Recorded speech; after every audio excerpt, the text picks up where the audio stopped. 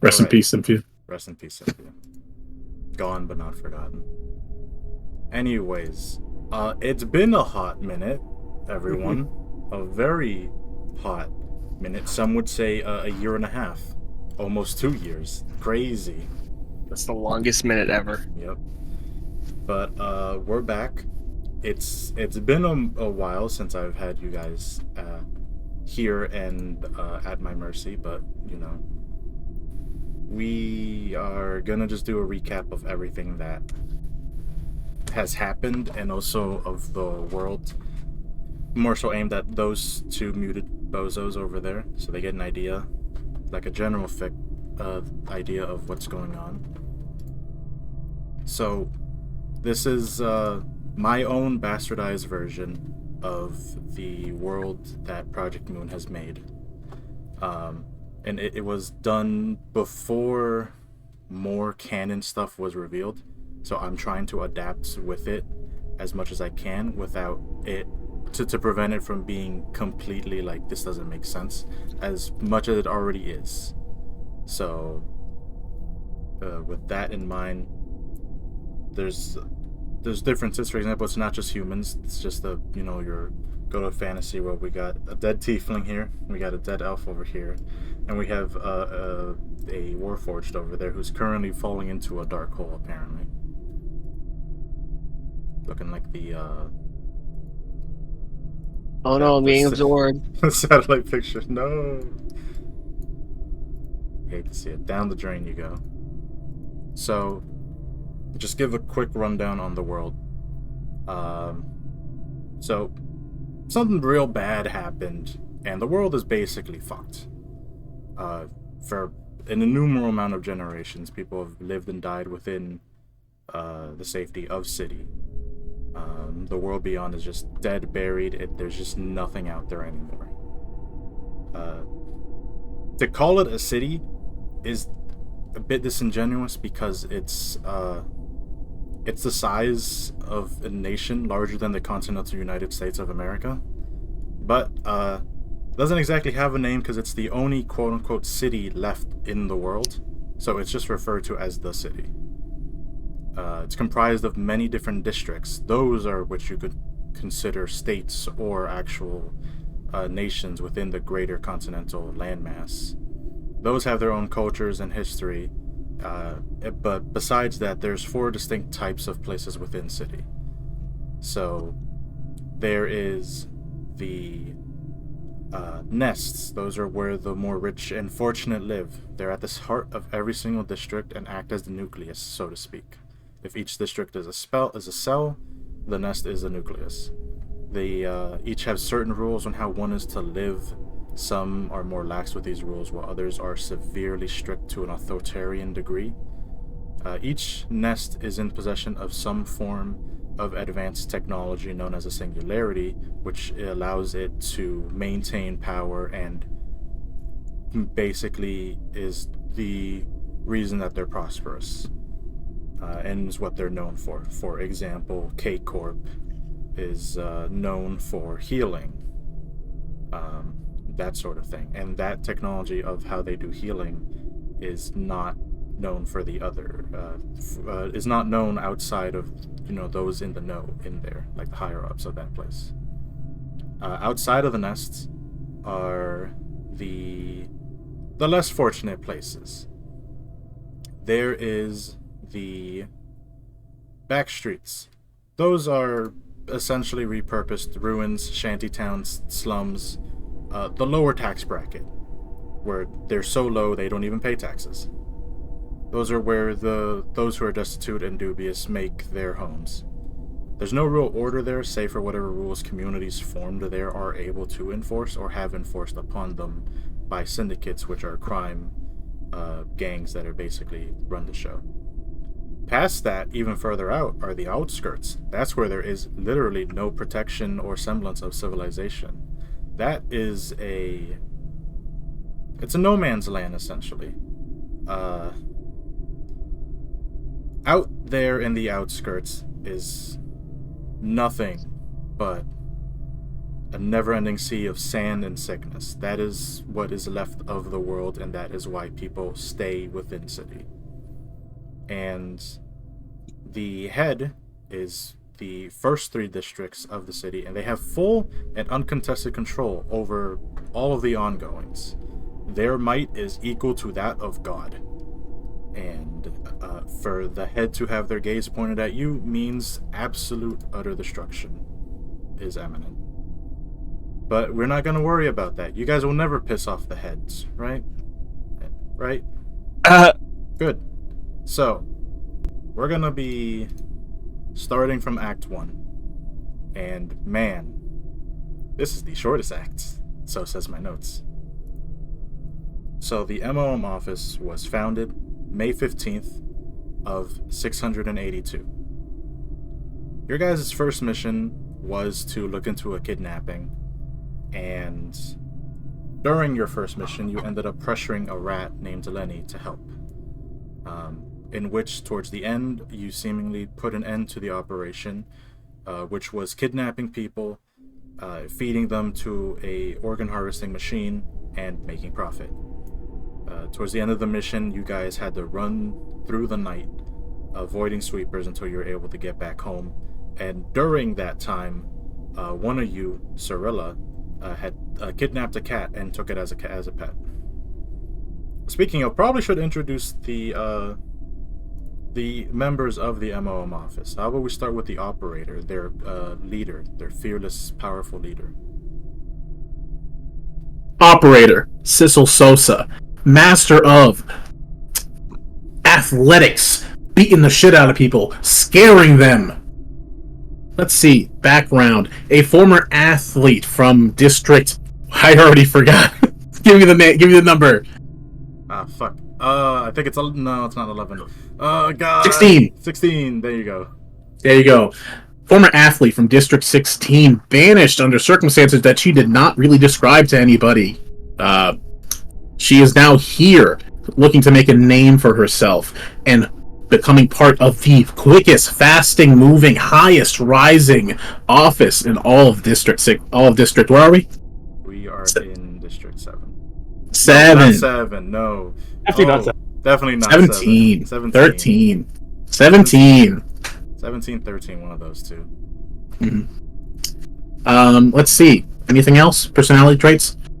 She will murder you, but like in a nice way. I swear. A nice way. Anyways, it is 17, and you're from 14, if I'm saying that correctly. 14 sounds right, actually. Yeah. 14. Yeah. Right. She will set you on fire and beat you with her bat, and also now she has a mace, so she will beat you with that too. Yep. A flail, actually. It's a flail. It's a flail. And that's the operator. Operator is the leader of the office. They do all the business work. They're the figurehead, so to speak. And we have 2 other people. Why don't we introduce the one who's currently still a part of the office? Yo, Cynthia, where you at? Hey yo, it's Cynthia. I mean, where do I start, man? I don't know, whatever you feel comfortable with. Just use what Saul said as a template. Okay. I used to be part of a cult, but then was vanished because of unknown reason. Then got a cool looking arm. Then got cut off for my safety, apparently. And now I have a robotic arm, which talks to me sometimes. Tells me really cool things. Like what time of day and when to shoot people. Met up with these cool gals later on, and we do cool adventuring. We do cool adventuring. Yeah, a little dangerous. The cinnamon roll of the MOM office. And while Cyrilla may not be part of the MOM office at present, why don't you give like a general rundown for her, Brian, since she'll be coming up in the recap a few times. How fucking PG, Anthony. Time for the Very. polar opposite of PG. Cyrilla's the polar opposite. Sadistic. It's just a sadistic backstreets garage surgeon. who worked on her father for a while before striking out as an operator because of certain deals Fixer. with, I believe, It was with the Zwei, where Zwei, yeah. it's like they'll protect the chop shop if you do right and basically serve for a bit. As a fixer. Personality-wise, I'd say ruthless, a little ruthless, a little obsessive, a little airheaded, and blood for the blood god. Yep. What a blood god. You were the only one on the team that had any bleed in their deck, if I remember. You were also the only person on the team who could have healed as well, so dangerous combo there. You may not have some kidneys one day if you're under her operating knife. So that was the first mission, and now that everybody's been reacquainted. Lenny, recap Lenny. Lenny! The human rat, but not like literally a rat. A rat is a disparaging term for those who are less well off and living off of scraps, like literal rats in the dumpster. Rats, we're the rats. Celebrating yet another birthday bash. Sweet. So, you used her to act as a guide through the sewers, and well, we'll get to that.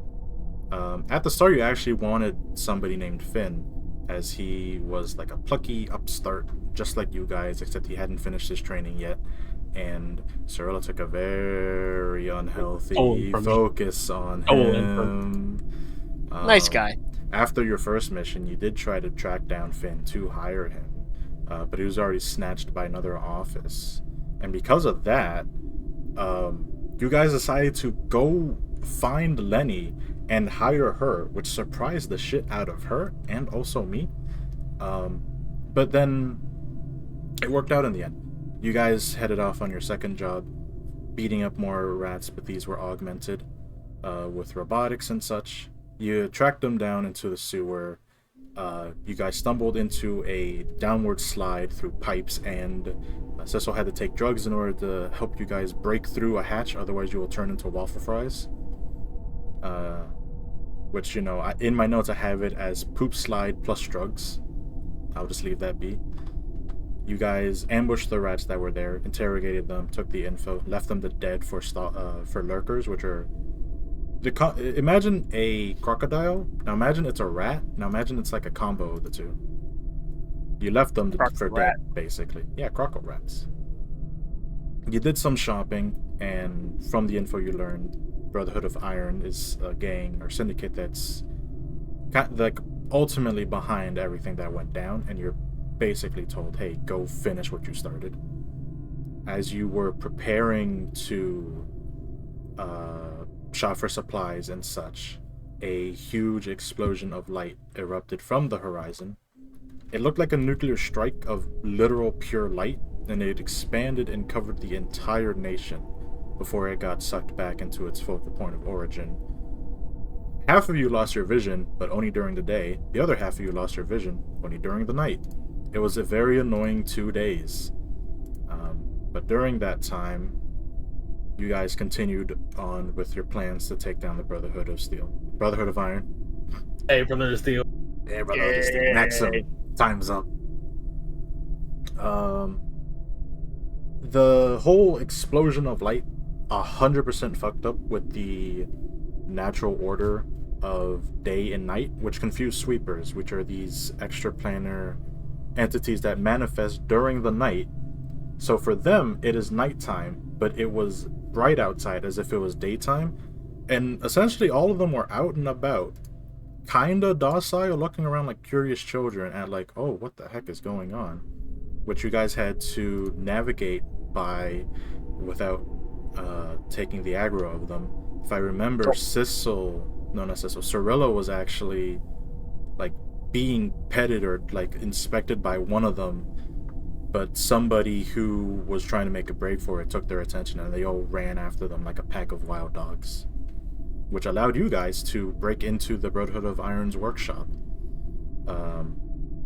However, you heard them and you were prepared for a fight. When you got there, they weren't there, Instead, what was there was an invitation to a library. You guys had signed it, and suddenly you were whisked to a... I don't have a picture for this thing. I do. You were whisked to essentially this. If you can see those little characters down there, you can pretend that that's you guys. You have vision on this scene, right? Yes, we see it. Okay. So, you guys were looking at a very giant iron or steel looking tree-like structure. A lot of blinding lights all over the place. Once inside, you were greeted by a woman in a blue suit. She seemed to appear suddenly without any noise, but Cyssel felt a change in the air and was the first to notice her. She introduced herself as Angela, the patron librarian and essentially owner of the entire place. And she gave you a rundown on why you were brought here. You are to have what's called an ordeal against the Brotherhood of Iron, which is essentially just a fight. The caveat being that if you die, you are turned into a book. So it's either win or die. And you guys fought the 3 remaining members of the Brotherhood of Iron with Lenny watching with Angela, and a tall black-suited gentleman named Roland, who, with some discussions with him, seems to be kind of in a similar boat as you guys. He's kind of just like, I don't know what the hell is going on. Oh, you guys are normal people? Oh, thank God, thank Wings that you're here. The Wings are being the corporate entity. You know, you literally, God, in every expression that they've used in God, is replaced with Wings, because the Wings, which are the corporates that hold the place aloft, are essentially... So what did they say? Like, thank you, Buffalo. Thank you, Lemon Pepper. All of the Wings. Yo, shout out to my boy Plane. Fuck yeah, the OG. Plane. So, you did your 3v3, brought them down low, took their heads as proof before the rest of their bodies disintegrated into books, which you guys were allowed to keep a copy of. You don't have the first edition, you have a second edition copy. And in there you're able to learn what their final thoughts were, things they were thinking of in the moment of them dying, which means that in the event that you do die, that is the information you would be providing on your book. Losers, just don't die, forehead. Just don't die, forehead. Easy. But with that, you guys are taken back to your world, and you omit the library from your records because what the fuck was that? You're not going to include that in your report. People are going to think you're crazy. You turn that in, time passes, and these hooligans from the Hook office show up at your door. They were the people who were forcing the Brotherhood of Iron into the organ harvesting business, and you just slaughtered their cash cow, and they were looking to either have you pay up or be subjugated just like the Brotherhood of Iron was, which you guys were not down for. A fight ensued. Cyssel almost fucking died during the fight, but you guys managed to stabilize her and capture one of the Hook offices to interrogate them. It seems they were sent to your office to shake you guys down. So in return, you sent the bodies of the Hook office members to the Hook office doorstep as a warning. You also got in your mail a letter from somebody named Pierre, who was also upset by your actions and was looking to come over and have a talk regarding what you guys need to do in order to make up for it. But first things first, Cyssel almost died. You guys decided to take a break that afternoon.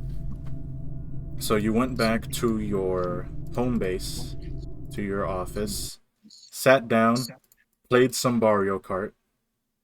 Cyssel, very much a sore winner and a sore loser, even in second place. But as she's winning, and as you guys are winding down for the evening, a fucking car crashes into your living room. It seems that the Hook office, or what's left of them, was not very happy with you killing half of their members, and so a raid on your office ensued, which by the end, their drow leader was seemingly sacrificed to some entity named Oswald. But in the end, you guys had come up on top, and without people dying this time, or potentially dying.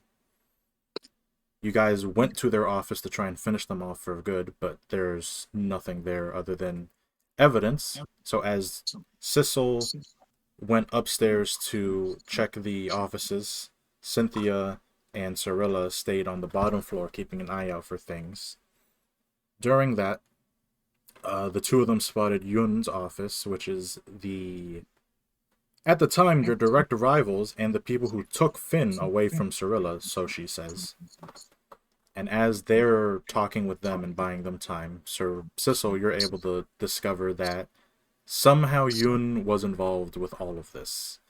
But he pulled seniority and the fact that this is quote-unquote his case, paperwork included, and you guys had to back off.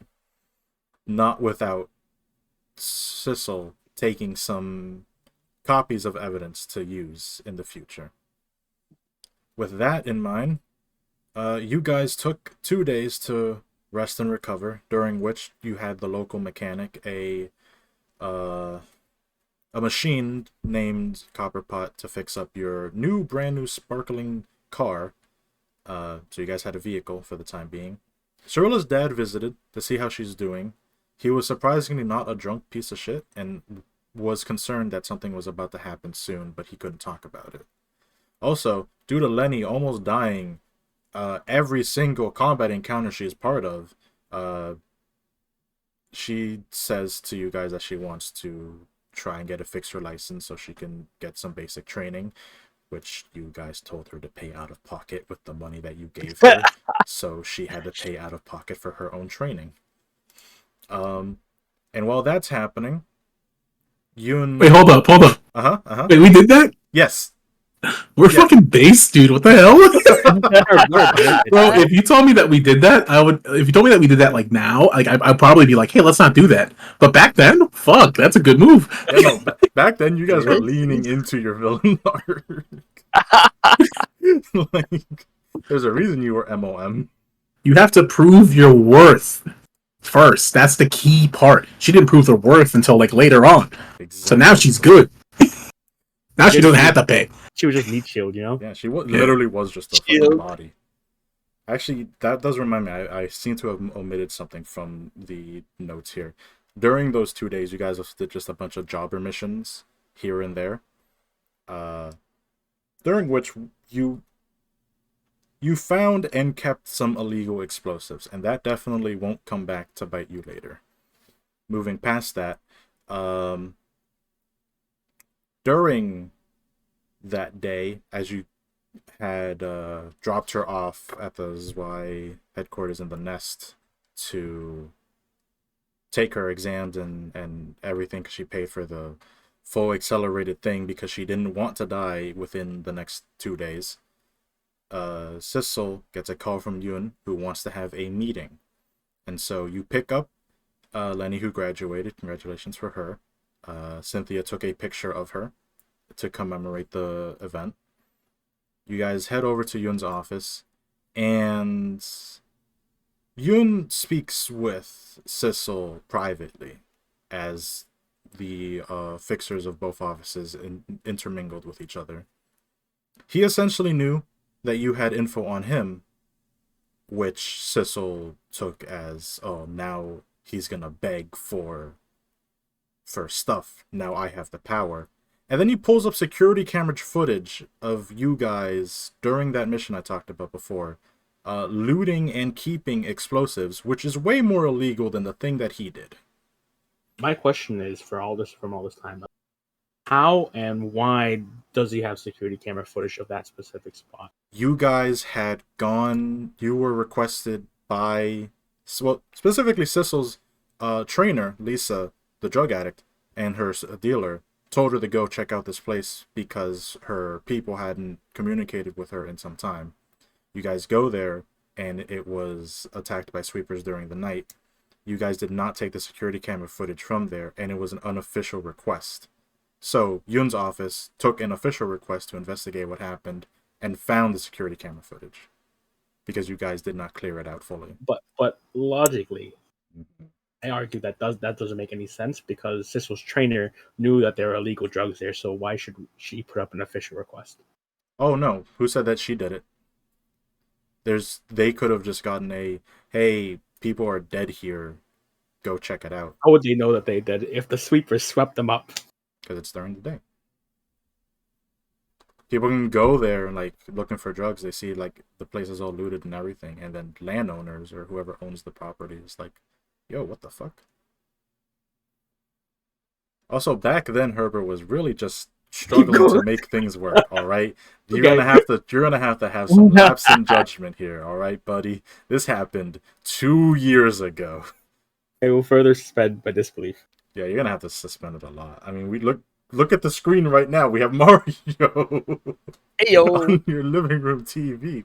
it's not Mario, dude. It's Barrio. We're not trying to get Mario, yeah. copyrighted. I should have made the M into a B, right? Only ask because seems like a pivotal point that was pulled out of nowhere at the time. I mean, at the moment, I did make it like there's security cameras. There's this locked room, and you guys didn't bother with it. You found explosives. You were like, oh shit, we gotta get out of here. And I was like, all right, I'll keep that in mind. And I used Keep it. it going. Blame him. Blame this. Sorry, Blame this guy for wanting logic and reasoning. I wanted We're still in part one, please. why Yun was there. Really fucking specific. It's her neighborhood. It's his neighborhood, dude. Anyways, exchange for information. He won't rat on you. You won't rat on him. Very cordial.